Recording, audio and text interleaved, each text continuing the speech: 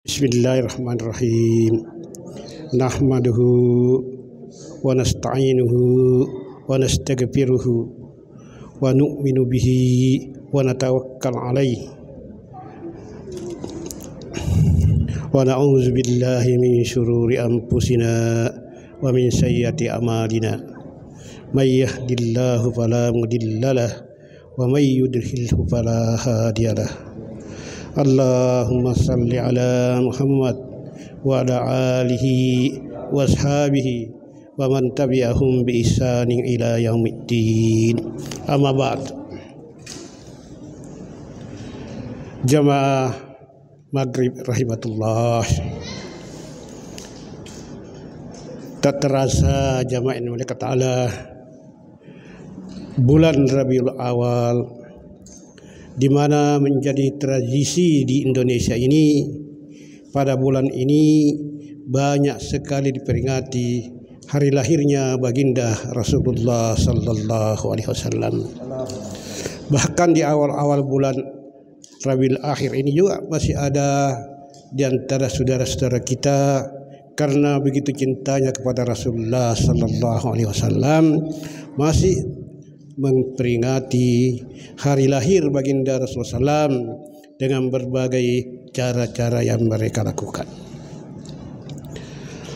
Jemaah yang dirahmati Allah SWT, sedikit saya ingin menyampaikan. Suatu saat saya ikut ceramah daripada Al-Ustaz Kiai Haji Syukri Limpo.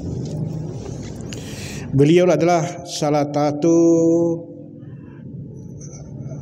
warga atau kelahiran daripada satu tempat, yaitu di Cekuan, termasuk orang Cekuan beliau.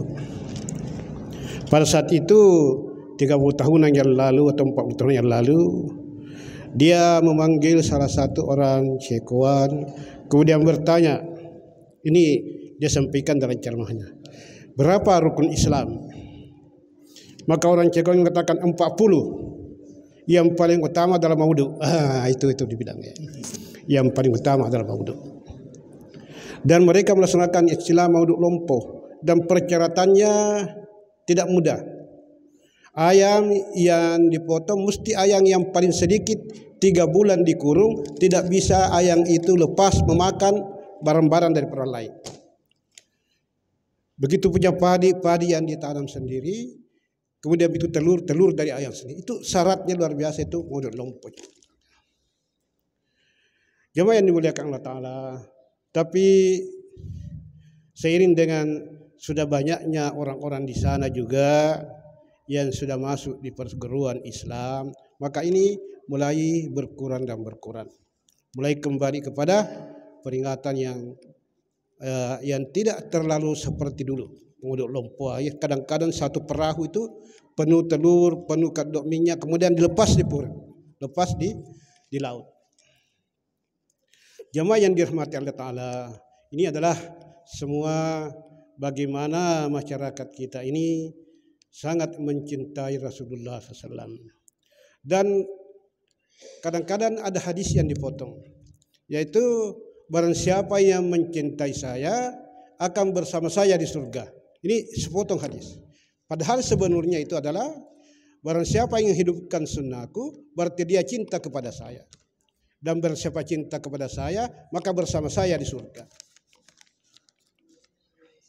Jadi jemaah yang dimuliakan Ta'ala, tadi ini ada tercecer. Ini saya dapat di jalanan ini.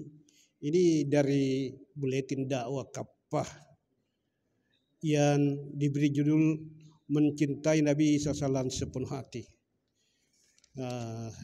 Saya diminta sama Pak Amir untuk menggantikan Ustaz Nasrun yang lagi berhalangan.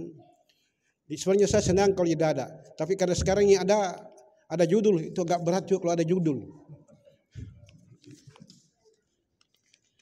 Jadi saya akan bacakan kegembiraan daripada umat sallallahu alaihi wasallam yang sekarang ini begitu marak memperingati daripada hari lahirnya Rasulullah sallallahu alaihi wasallam, itu adalah sangat-sangat menggembirakan, adalah boleh-boleh saja selama tidak menyimpang daripada apa yang digariskan dan disunahkan oleh baginda Rasulullah sallallahu alaihi wasallam. Kelahiran Rasulullah SAW begitu adalah nikmat yang paling agung bagi umat manusia. Allah SWT berfirman, A'udzubillahi minasyaitonirrajim. Laqad mannallahu 'alal mu'minina iz ba'atsa fihim rasulan min anfusihim yatlu 'alaihim ayatihi wa yuzakkihim wa yu'allimuhul kitaba wal hikmah wa in kanu min qablu lafi dhalalin mubin. Sungguh Allah telah memberi kaum mukmin kurnia ketika Dia mengutus seorang rasul, yaitu Muhammad sallallahu alaihi wasallam, di tengah-tengah mereka dari kalangan mereka sendiri. Ia membacakan kepada mereka ayat-ayatnya, mensucikan jiwa mereka, serta mengajari mereka Alkitab atau Al-Quran dan hikmah As-Sunnah, meskipun sebelumnya mereka benar-benar dalam kesesatan yang nyata. Quran Surah Al-Imran ayat 164. Wajib mencintai Nabi sallallahu alaihi wasallam. Peringatan Maulid Nabi SAW adalah salah satu wasilah untuk terus memelihara rasa cinta atau mahabbah kepada beliau. Mencintai beliau tentu tidak seperti mencintai sesama manusia. Kecintaan seorang muslim kepada beliau harus di atas kecintaan kepada yang lain. Nabi SAW sendiri yang menyatakan demikian. La yu'minu ahadukum hatta akuna habbu ilaihi minna walidihi wa walidihi wan nasi ajma'in. Tidak beriman salah seorang di antara kalian hingga ia menjadikan aku lebih dia cinta daripada orang tuanya, anaknya, dan segenap manusia. Hadis riwayat Al-Bukhari. Karena itu mencintai Nabi Muhammad SAW hukumnya wajib. Al-Quran telah mengancam dengan keras siapa saja yang cintanya kepada Allah SWT dan Rasulnya terpalingkan oleh kecintaan kepada yang lain. Dalam Al-Quran, dalam surat Taubah, Allah SWT berfirman, A'udzubillahi minasyaitonirrajim. Qul in kana aba'ukum wa abna'ukum wa ihwanukum wa aswajukum wa ashiratukum wa amwalin iqtaraftumuha wa tijaratan tahsyawnaha kasadaha wa masakin tardawnaha ahabba ilaikum minallahi wa rasulihi wa jihadin fi sabilihi fatarabbasu hatta ya'tiyallahu bi amri wallahu la yahdil qaumal fasiqin. Katakanlah, jika bapak-bapak kalian, anak-anak kalian, saudara-saudara kalian, istri-istri kalian, dan keluarga kalian, juga harta kekayaan yang kalian usahakan, perniagaan yang kalian khawatirkan kerugiannya, dan tempat tinggal yang kalian sukai adalah lebih kalian cintai daripada Allah dan Rasulnya, serta dari jihad di jalannya, maka tunggulah sampai Allah mendatangkan keputusan atau azabnya. Allah tidak memberikan petunjuk kepada kaum yang fasik. Quran Surat Taubah ayat 24. Siapapun yang mencintai Allah SWT dan Rasulnya sepenuh hati, yang terus ia pertahankan sampai mati, ia pasti akan bersama-sama dengan beliau di surganya. Nanti beliau bersabda, anta ma'aman ahbabta, engkau akan bersama dengan orang yang engkau cintai. Hadis riwayat Al-Bukhari. Haram menyakiti Nabi sallallahu alaihi wasallam. Jika memang mencintai Nabi sallallahu setulus dan sepenuh hati, seorang muslim tidak boleh sedikit pun menyakiti hati beliau. Allah SWT mengancam dengan keras siapa saja yang menyakiti beliau, sebagaimana firman-Nya, wallazina yu'suna rasulallahi lahum azabun alim. Orang-orang yang menyakiti Rasulullah itu bagi mereka asap yang pedih. Quran surat Taubah ayat 61. Jika memang mencintai Nabi SAW setulus dan sepenuh hati, seorang muslim juga tidak boleh sedikit pun membuat beliau marah. Apa yang bisa membuat beliau marah? Jawabannya dituturkan oleh Ummul Mukminin Aisyah radhiyallahu anha. Rasulullah SAW pernah datang menemui diriku dalam keadaan marah. Aku berkata, siapa yang telah membuat engkau marah wahai Rasulullah? Semoga Allah memasukkan mereka ke dalam neraka. Beliau menjawab, awama sya'arba anni amartun nasa bi amri faizahum yataraddadun. Bagaimana perasaanmu ketika aku memerintahkan orang-orang dengan suatu perintah, lalu mereka bimbang atau ragu untuk melaksanakan perintah tersebut. Hadis riwayat Muslim dan Ibnu Hibban. Dengan demikian, jelas bahwa bukti cinta hakiki kepada Nabi SAW adalah mentaati beliau tanpa bimbang dan ragu. Ketaatan kaum muslimin kepada beliau akan mengantarkan mereka ke dalam surganya. Hal ini telah ditegaskan oleh beliau sendiri. Kullu ummati yadkhuluna al-jannata illa man aba. Qala ya Rasulullah wa man ya'ba? Qala man ata'ani dahalal jannah wa man asani faqad aba. Setiap umatku akan masuk surga kecuali yang enggan. Pada saat bertanya, wahai Rasulullah, siapa yang enggan? Beliau menjawab, siapa yang mentaati aku pasti masuk surga, dan siapa yang membangkang kepadaku berarti enggan masuk surga. Hadis riwayat Al-Bukhari. Terlintas dalam ketaatan, totalitas dalam ketaatan. Bukti cinta kepada Nabi SAW tidak lain adalah ketaatan total kepada beliau. Sebagaimana dinukil oleh Iman Al-Qushairi dalam risalah Qushairiyah, inna min alamatil hubba ta'ata. Sungguh di antara tanda cinta itu adalah taat. Jika memang demikian, kenyataannya maka muslimin wajib mentaati Rasulullah SAW dalam seluruh aspek kehidupan beliau, bukan sekadar dalam aspek ibadah, ritual, dan akhlak beliau saja.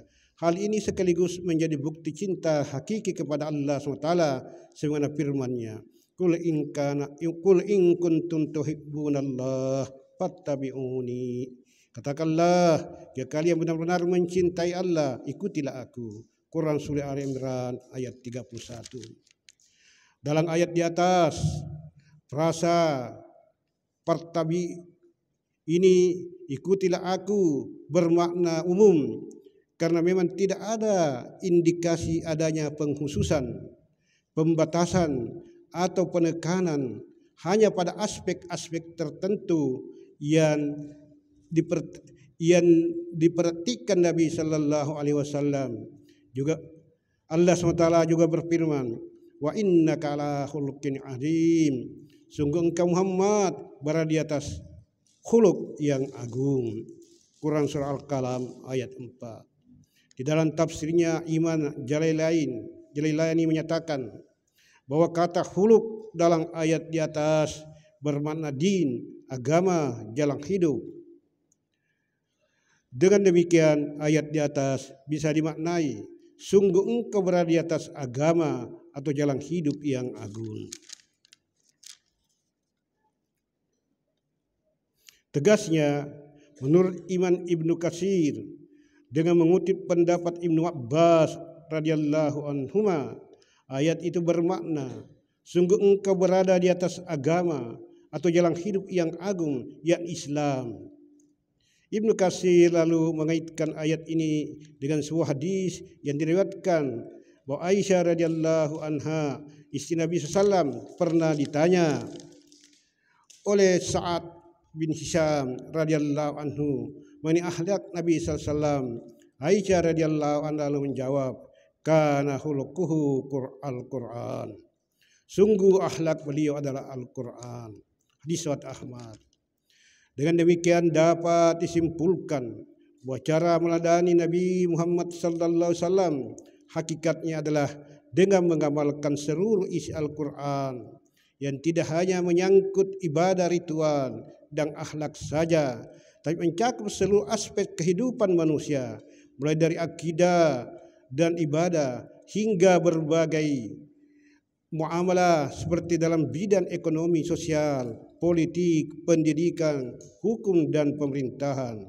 Sebabnya Rasulullah SAW sendiri tidak hanya mengajari kita bagaimana mengucapkan syahadat serta melaksanakan salat, saum, zakat dan haji secara benar.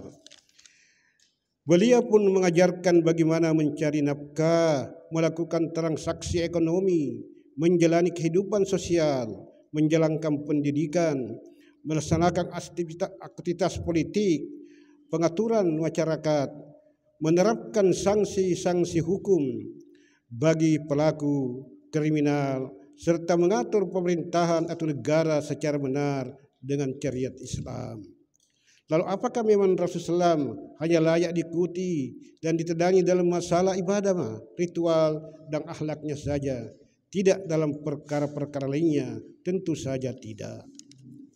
Jika demikian, mengapa saat ini kita enggan meninggalkan riba dan transaksi-transaksi batil yang dibuat oleh sistem kapitalisme sekuler hingga mengatur urusan sosial, pendidikan, politik dengan aturan Islam, enggan menerapkan sanksi-sanksi hukum Islam seperti qisas, potong tangan bagi pencuri, rajam bagi pezina, cambuk bagi pemabuk, hukuman mati bagi yang murtad dan lain-lain. Juga enggan mengatur pemerintahan negara dengan aturan-aturan Islam. Bukan semua itu justru pernah dipraktikkan oleh Rasulullah SAW selama bertahun-tahun di Madinah dalam kedudukan sebagai kepala negara Islam, Daulah Islamiyah.